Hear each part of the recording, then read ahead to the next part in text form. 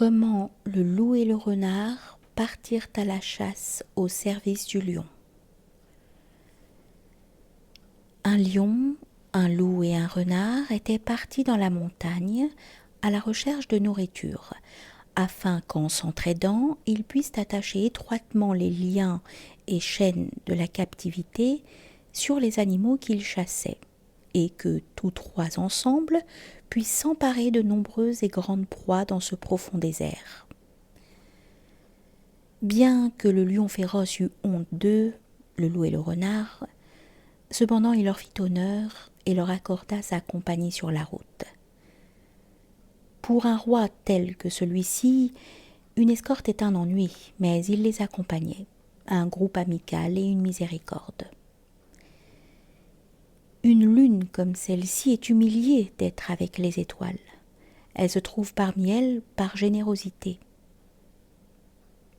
L'ordre divin, consulte-les, vint au prophète, quoiqu'aucun avis ne soit comparable au sien. Dans les balances, l'orge est pesée aussi bien que l'or, mais ce n'est pas que l'orge soit devenue une substance comme l'or.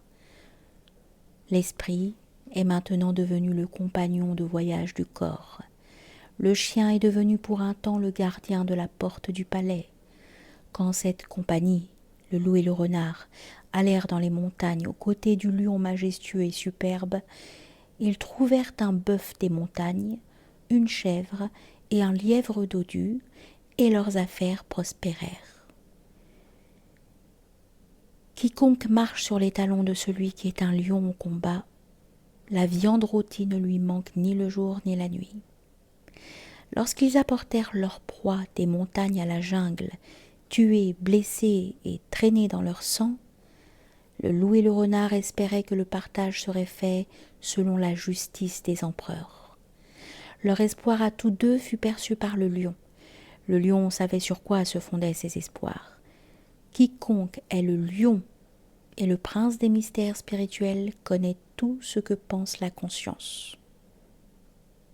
Attention, garde-toi, ô cœur disposé à penser, de toute pensée mauvaise en sa présence. Il sait et poursuit son chemin en silence. Il te sourit en face afin de dissimuler ses sentiments. Quand le lion s'aperçut de leurs mauvaises pensées, il ne le manifesta pas et fut aimable à leur égard.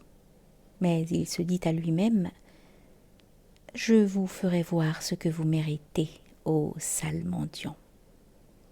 Mon jugement ne vous satisfait-il pas ? Est-ce là l'opinion que vous avez de ma générosité ? Ô vous dont la compréhension et le jugement proviennent de mon jugement et de mes dons ? Qu'est-ce que le portrait doit penser d'autre que du bien du peintre, étant donné qu'il lui a octroyé la pensée et la connaissance ?